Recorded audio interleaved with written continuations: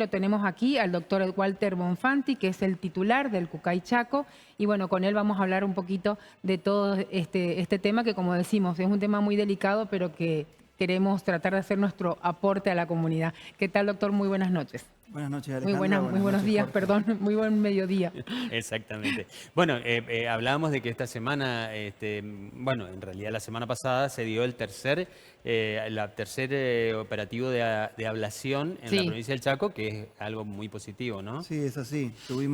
Empezamos el año con mucha alegría porque tuvimos los dos primeros donantes de tejido, en este caso del hospital pediátrico, cosa que no es muy frecuente que un hospital pediátrico genere donantes de órganos, digamos. Sí Ajá. se da a nivel país, pero... Fueron córneas, ¿no? Sí, exacto. Fueron dos familias, coincidentemente el mismo día, el 17 de enero, que decidieron ser donantes, que decidieron, en esa situación de absoluta tristeza de Sí. perder un familiar, en este caso un familiar en edad pediátrica, apostar a la vida, apostar a la generosidad, de decir, bueno, ante esta situación de tristeza la vamos a convertir en alegría para gente que la necesita.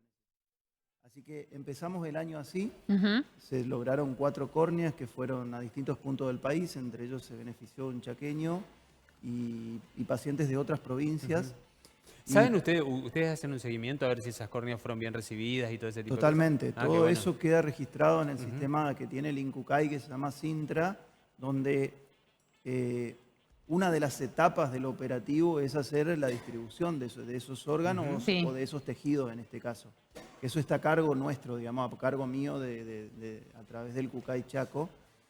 Ese seguimiento empieza desde que se distribuye, porque uno va viendo en la lista de espera quién ¿Quién puede está? ser el Claro. donante. Algunos pueden, otros lamentablemente justo están cursando alguna patología o algo que no les permite en ese momento poder recibir el órgano o el La tejido. compatibilidad también, ¿no? Exacto, sí, la compatibilidad ya surge desde que se arma la lista. Claro. ¿sí? Claro. O sea, desde que se designa la lista para ese donante. Ahí ya está la compatibilidad. Después pueden surgir otros inconvenientes como que el paciente no esté en condiciones, Claro. que esté justo pasando alguna situación de salud o familiar y que no pueda ser receptor de esos tejidos o de esos órganos. Doctor, hemos cambiado como, digamos, los donantes o los posibles donantes, ha cambiado esa mentalidad, ese miedo que siempre se tuvo a decir, si yo pongo que soy donante en mi documento, si tengo un accidente, van a dejar ahí tirado con tal de sacarme los Sí, órganos. son ¿Se mitos. perdió ese A veces da un miedo? poco de vergüenza decirlo, pero Yo realmente lo digo porque existen. yo lo tuve Es así, y lo dije. es así, Alejandra, y existen. Y son las cosas que nosotros vamos a luchar para ir desterrando, para que la gente confíe. En Argentina, en toda la historia de la Argentina, jamás hubo un caso Sí. comprobado de que haya habido algún delito en relación a lo que es donación y trasplante. Ujú. O sea, tenemos la ficha limpia con respecto a eso como país, por suerte. Y gracias, no por suerte, gracias a la gran legislatura que Sí. rige sobre estos temas, y principalmente porque realizar un operativo de donación y trasplante es realmente un acto complejísimo, Claro. donde actúan Claro. muchísimas personas profesionales y no profesionales de todos los sectores. Entonces, tratar Nadie de niega que lograrlo pueda en la existir, clandestinidad claro. es imposible. Nadie niega realmente. que pueda Ok. existir justamente el tema de tráfico de órganos, pero convengamos que es no. muy complicado y muy difícil Sí, hacer. Claro, totalmente. no O sea, yo sería- puedo hablar del país. O sea, tal vez en otros Sí, países sea un poco más sencillo, no lo sabemos, o sí lo sabemos, pero en sí. el país es imposible. Bueno, a Y eso te lo propósito- puedo asegurar yo y los números, digamos. Claro.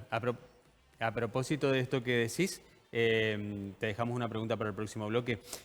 Vos dijiste que es complejísimo el operativo. Me gustaría que más o menos nos cuentes cómo es desde el principio al fin y también respecto de porque mucho se dijo de este primer operativo de trasplante en el Chaco infantil, o sea, pediátrico. Si era el primero realmente o si se dijo el primero de este año. La respuesta es, hubo un par de donantes previo a la conformación. La donación en la provincia fue variando en cuanto a la logística de procedimiento. En un tiempo, el INCUCAI, a través del CUCAI, se encargaba de todo lo que era procuración, entrevista y logística. Ujú. Después de eso, se firmaron lo que se llaman los convenios UPRO, donde Claro. se le delegó la función a los hospitales, ¿sí? En este caso, el Hospital Avelino Castelán donde se conformó un equipo y se lo formó para que el hospital sea el generador del donante y el CUCAI apoye en todo lo que es la logística. Eso fue en el año 2022. A partir de ahí, este fue el primer procedimiento de donación.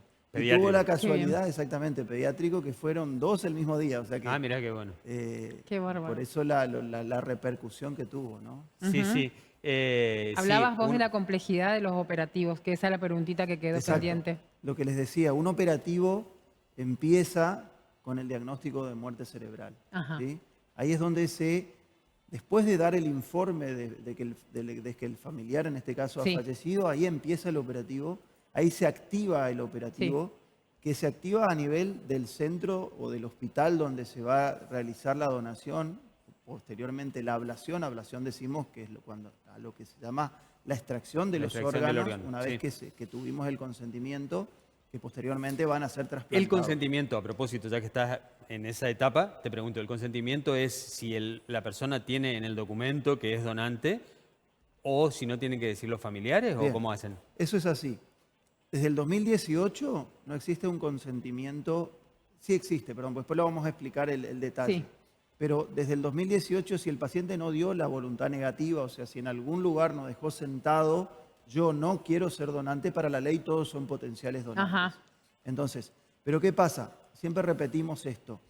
El equipo de salud trata de todas las formas de que la familia que está presente en ese momento acompañe esto. Es muy raro de que se proceda a una donación, a una ablación, a iniciar el procedimiento con la negativa de la familia. Claro. Si bien se lo puede hacer por la ley, siempre Se nuestro trata de- objetivo es Sí. tratar de que acompañen, porque entendemos del dolor que está pasando Esa familia. persona, Ujú, sí. entendemos de la tristeza que está pasando, Sí, sí. y no queremos que por ir en contra de eso por ahí, esa persona se sienta mal y vaya y diga, mirá, me obligaron, nosotros no queríamos, él después de que puso en el documento se arrepintió, entonces Claro. tratamos de lograr el consenso. Eso es una estrategia. Hay provincias que directamente, si la familia Lo dice hacen. no y el documento dice sí, hacen proceder a la justicia, llaman al juez Ah, y proceden de esa forma. En el Chaco tratamos de todavía, de somos una consensuar. provincia chica y nos conocemos mucho, entonces tratamos de consensuar con la familia. Está bien. ¿Y después, cómo sigue? Bien, una vez que se diagnostica la muerte cerebral, ¿sí? Que es aclaro esto porque por ahí es una de las preguntas y de los mitos.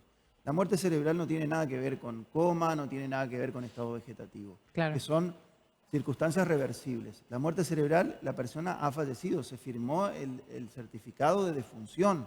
A partir de ahí recién el equipo médico y de salud aborda a la familia, le dice su familiar ha fallecido, se le da el tiempo necesario para que asimilen eso y se les pregunta. Mira que él dice sí en el documento, queremos proceder a la donación y lograr ese consenso.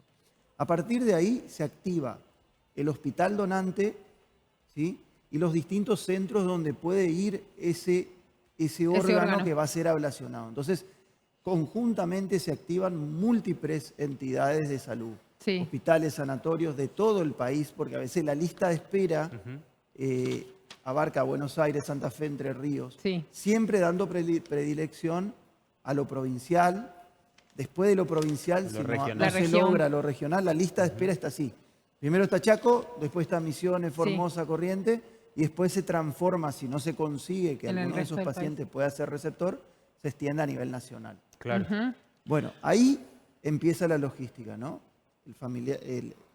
Se logra el consentimiento, se activa el procedimiento y se empiezan a activar los Todos los mecanismos para protocolos. traer los equipos de ablación. Claro. El Chaco, la provincia, cuenta con equipo de ablación renal, no hepática, no cardíaca.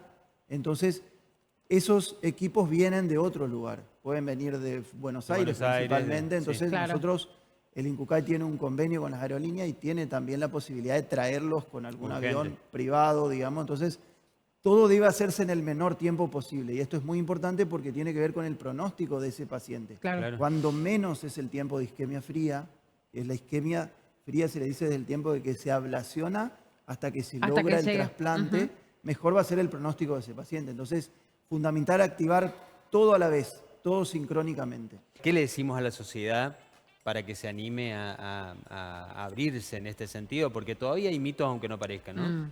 Bien, yo creo que la sociedad tiene que entender y tiene que reflexionar sobre el valor de la vida, ¿no? Y la generosidad humana, porque realmente la donación es un acto absoluto de generosidad, De amor. es un acto absoluto de amor, donde uno después de la muerte puede generar vida, puede lograr que otras personas de esa gran lista de espera que todavía existe en el país, más de 7.000 personas, puedan tener una segunda oportunidad. Entonces, a medida que la gente entienda, a veces decimos algo que se repite mucho, que los órganos no van al cielo y que sí pueden vivir en otra persona. Así es. Yo creo que se va a volcar a seguir apoyando esto. Creo que la mentalidad de las personas, principalmente y más que nada de los chaqueños, está cambiando y estamos entendiendo que este acto solidario puede realmente salvar y que de a poco es nuestra función también ir desterrando esos mitos, para llevando educación, llevando nuestra propia palabra. La educación creo que le permite a la persona tomar una buena decisión. Y cuando uno ve estas cosas y ve que un chico que por ahí hoy no estaría vivo está corriendo por la calle, está corriendo por ahí en las charlas que damos, llevamos testimonios Está tanto bien. de familias donantes como de trasplantados. Realmente ahí la gente se da cuenta hacia dónde va esto y hacia dónde apunta. Bueno. Te despedimos, pero te vamos a invitar nuevamente porque Uf, queda quedó de un todo montón de temas pendiente. para hablar. Y vamos a hablar en otro programa también de los donantes vivos. Ajá. ¿Cuál es tu Perfecto. opinión y todo ese tipo de Bueno, cosas? Muchísimas Muchas gracias. gracias, Gracias, y a disposición de ustedes. Gracias.